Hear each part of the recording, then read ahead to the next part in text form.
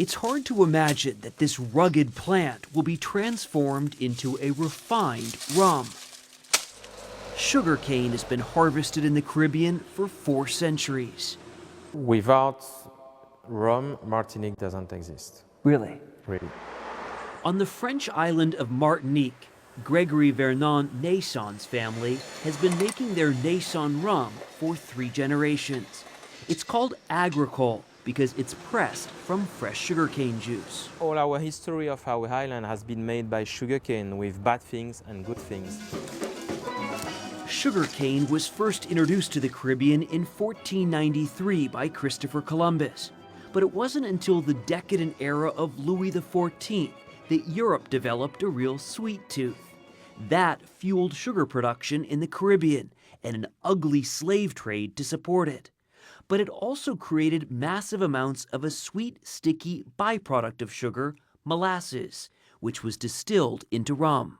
At the time the Declaration of Independence was signed, there were about 150 distilleries making rum from Caribbean molasses in the New England colonies. Sugarcane syrup. Ed Hamilton teaches, writes about, and imports rum. In order to be called Rum View, it's got to be 3 years old.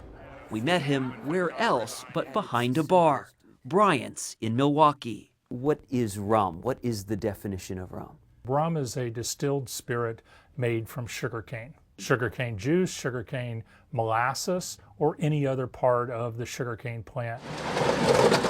Most rum is made from molasses. Tons of it is trucked to the largest rum producer in the world, Bacardi. Its distillery in San Juan, Puerto Rico, churns out 100,000 gallons of rum a day. So our founder was Don Facundo Bacardi Masso. It's one of the most popular tourist destinations on the island, but almost no one sees this. This is a very delicate area, as you can imagine. Delicate area. Yeah, very few people have access to this area. Joe Gomez is Bacardi's master blender. This is our baby. This is your baby. This is our baby. This is yeast that's been kept since the company began. Yes. This white, zigzagging yeast was created from a strain that dates back to Bacardi's founding in 1862 Cuba. Founder Don Facundo Bacardi Masso is credited with developing a smooth, consistent rum, the type Hemingway popularized in his famous daiquiris. Joe Gomez showed us where the yeast does its job, fermenting these giant 50,000-gallon vats of molasses. Wow, you can really smell it, huh? It's quite strong. Be careful, but give it a shot. Woo! Oh my gosh, that's strong. Once the mixture ferments for about a day, This looks more like an oil refinery. it's refined, heated, and separated in these giant stills. Finally, the rum is aged, This is Mother Nature at the very best. at least a year, in white oak barrels. Gomez let us sip some of Bacardi's finest, which sells for $2,000 a bottle. You know, the way I look at it, this is an art. You're calling rum an art? This is an art. Making rum is an incredible and a lovely art. Bartenders have made an art of crafting fine rum cocktails from San Francisco to New York.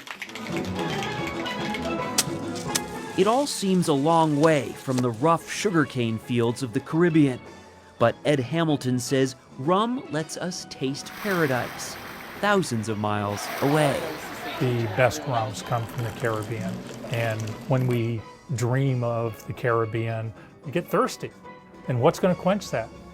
I'm not thinking of a vodka tonic, I'm thinking of rum.